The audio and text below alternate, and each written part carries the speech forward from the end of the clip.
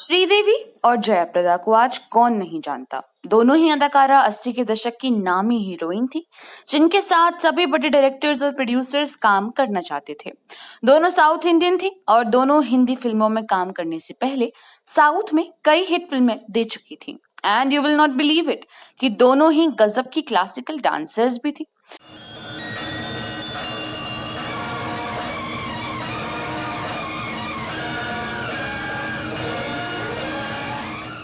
बताते श्रीदेवी हिम्मतवाला से तो जयाप्रदा सरगम से हिंदी फिल्मों में फेमस हुई थी। लेकिन कहते हैं कि जब दोनों तमिल फिल्मों में काम करती थी तब से दोनों के बीच गजब का कंपटीशन था। दोनों में होड़ थी कि बॉलीवुड में कौन पहले आता है और छा जाता है।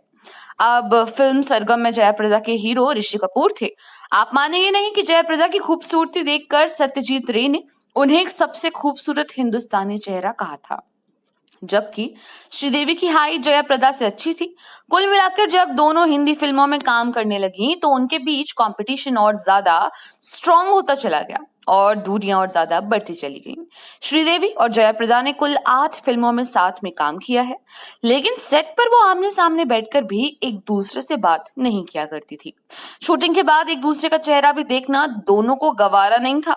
यही नहीं, वो दोनों निर्देशक से अलग से इस चीज को लेकर शिकायत भी करती थी कि हमारा रोल बड़ा कर दो, उसका रोल छोटा कर दो। इतना ही नहीं, रिपोर्ट्स के हिसाब से दोनों ड्रेस डिजाइनर हेयर ड्रेसर को चुगली करने के काम में लगी रहती थी।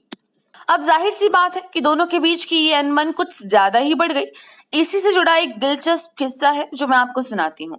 जब दोनों ने एक साथ मकसद फिल्म में काम करना शुरू किया था, एक किस्सा तब का है। इस फिल्म में 2 हीरो थे, राजेश खन्ना और जितेंद्र। राजेश खन्ना और जितेंद्र को दोनों हीरोइनों के बीच झगड़ा महंगा पड़ा। श्रीदेवी नहीं चाहती थी कि वो दोनों जयाप्रदा से घुले मिले और जयाप्रदा तो श्रीदेवी से मस्ती मजाक करने पर नाराज हो जाती थी दोनों से।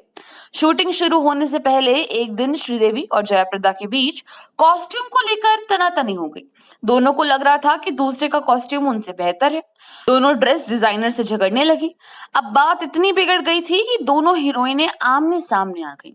ऐसा लगा जैसे वहां मार पिटाई हो जाएगी। अब इस घटना से राजेश खन्ना और जितेंद्र इतने परेशान हो गए थे कि उन दोनों ने ही दोनों को जो कि है सबक सिखाने का सोच लिया था। अब उन्होंने किया क्या कि शूटिंग खत्म होने के बाद जब श्रीदेवी और जयाप्रदा कपड़े बदलने और मेकअप उतारने मेकअप रूम में गईं, तो राजेश खन्ना और जितेंद्र ने इशारे से सभी काम करने वालों को बाहर जाने का आदेश दे दिया और कमरा बाहर से बंद कर दिया। लंच से पहले श्रीदेवी और जयाप्रदा को मेकअप रूम में बंद कर राजेश खन्ना और जितेंद्र हंसते हुए बाहर आ गए, ये सोचते हुए कि जब 8 घंटे दोनों साथ में रहेंगी तो कुछ ना कुछ तो कर ही लेंगी, लड़ लेंगी या सुलह कर लेंगी, बट कुछ तो सोल्यूशन निकलेगा ही।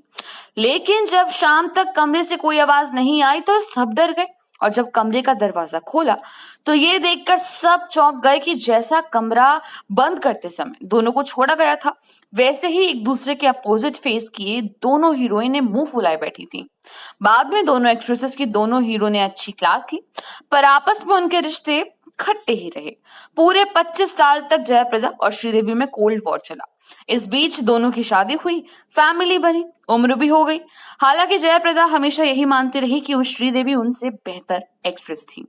लेकिन आप मानेंगे नहीं कि श्रीदेवी की मौत के बाद एक शो के दौरान जयाप्रदा ने खुद इस बात का जिक्र भी किया था कि किस तरह से इस लड़ाई झगड़े के चलते उन्होंने एक दूसरे संग एंजॉय ही नहीं किया और वो जो एक खूबसूरत बॉन्ड उन दोनों के बीच हो सकता था, वो उन्होंने कहीं ना कहीं मिस आउट कर दिया।